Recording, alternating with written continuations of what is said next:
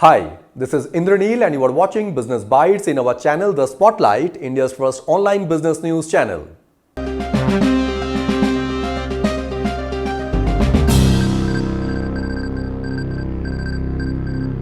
In today's Business Bites, first news we have Reliance Retail first moving consumer goods business to consolidate under a single entity. Second news we have Indian electronics companies seeking for an extension of the PLI scheme because of the aggressive attitude by the US on tariff.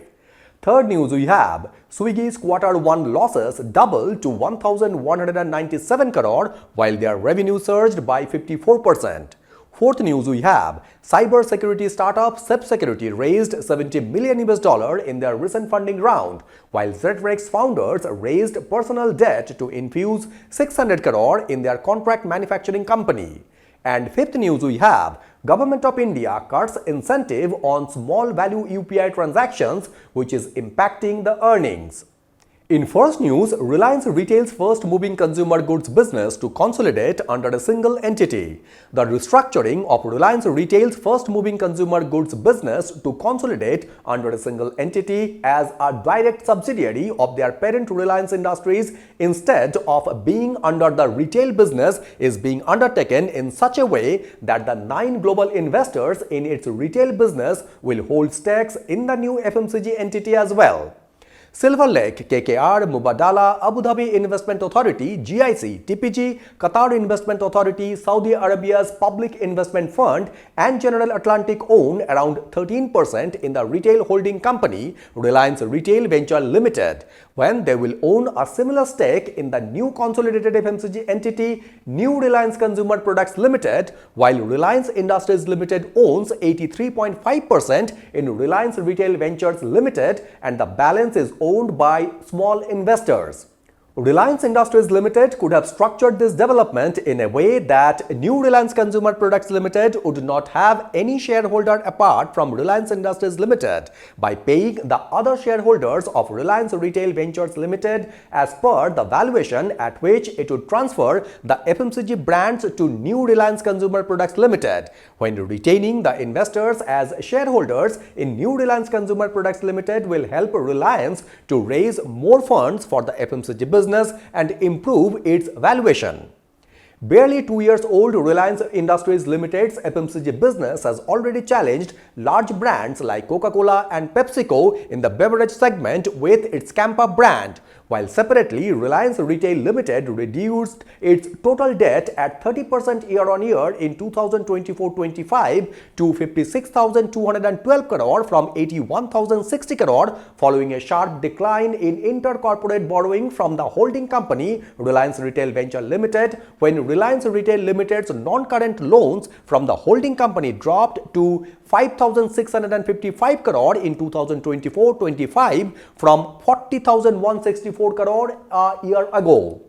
In second news, Indian electronics companies seeking for an extension of the PLI scheme because of the aggressive attitude by the US on tariff. India's $21 billion smartphone export target to the US for the current fiscal is at risk as the Donald Trump administration is set to finalize the proposed tariffs under Section 232 by the 3rd or 4th week of August. While the electronics sector is outside the purview of the 25% of reciprocal tariffs announced, when the industry will need government support to meet the export target with the new tariff looming. The industry is seeking extension of the smartphone production linked incentive scheme to remain globally competitive as there is an aggressive attitude by the US government on tariff for India, when India cannot depend on tariff arbitrage to compete against China and Vietnam but needs to develop as a manufacturing destination and be globally competitive to increase or even hold on to its share in the US smartphone market.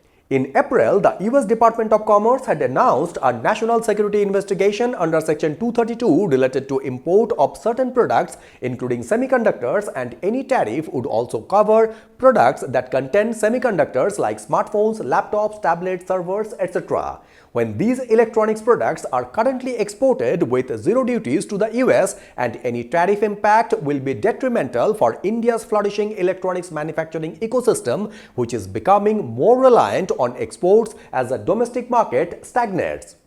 In financial year 2025, the US accounted for $10.5 billion out of India's total smartphone exports of $24.1 billion, when in financial year 2026, the smartphone exports to the US are expected to double if the tariffs stays at zero. But the target may take a hit if tariffs are imposed after the Section 232 investigation, and if the Section 232 tariffs are imposed on semiconductors, finished products like smartphones and laptops will attract tariffs proportionate to the value of semiconductor they contain.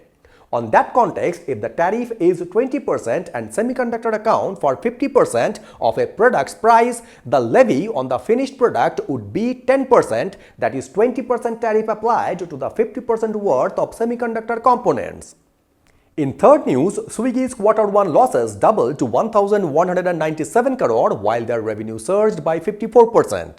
Bangalore-based food and grocery delivery company Swiggy has reported another quarter of steep net loss and that second consecutive 3-month period of cash burn over 1,000 crore amid heightened quick commerce competition, even as the company itself slowed down on dark store expansion. Swiggy's net loss doubled year-on-year to 1,197 crore for the April to June period, while it spent 1,053 crore of cash on a net basis after accounting for operating, investing and financing activities, when Swiggy's operating revenue for the quarter increased 54% to 4,961 crore. The company is also looking to offload its 12% stake in urban mobility startup Rapido, which has announced plans to enter the food delivery segment, where Swiggy had invested around 1,050 crore in the bike taxi platform in 2022, and its stake is currently worth 1,400 to 1,500 crore. When the company got into Rapido, it was a mobility player doing really well and they wanted to partner with Rapido on that journey,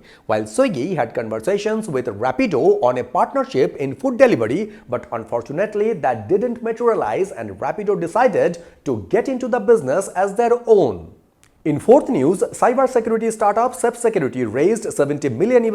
in their recent funding round, while Zetrex founders raised personal debt to infuse 600 crore in their contract manufacturing company. The Palo Alto-based cybersecurity intelligence startup Security, founded in 2012 by Saket Modi, Vidhi Kumar Bakshi and Rahul Tyagi, has raised $70 million in a funding round led by Avatar Ventures, where existing investors including 8 Roads, John Chambers and Sorenson Capital also participated in that round. The company will be utilizing the fresh capital to invest in research and development initiatives, strengthen its presence in the cyber risk management space, and develop agentic AI-based reasoning models as it works towards building cyber AGI, artificial intelligence designed to manage cybersecurity autonomously.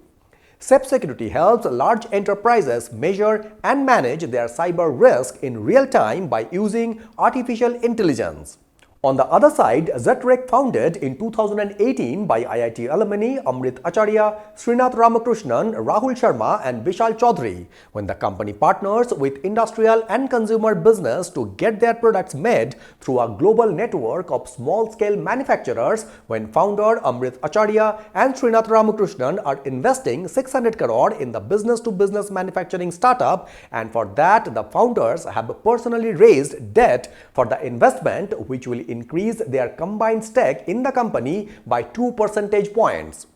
Zetrex founders are boosting their stake ahead of a planned initial public offering by the end of this fiscal or early financial year 2027, when in April, Amrit Acharya had written a note to Zetrex employees that as the company started its preparation for an initial public offering, it needed to improve productivity, cut inefficiencies, and make sure every unit is profitable. The company now operates more than 10 factories in India, the US and Europe.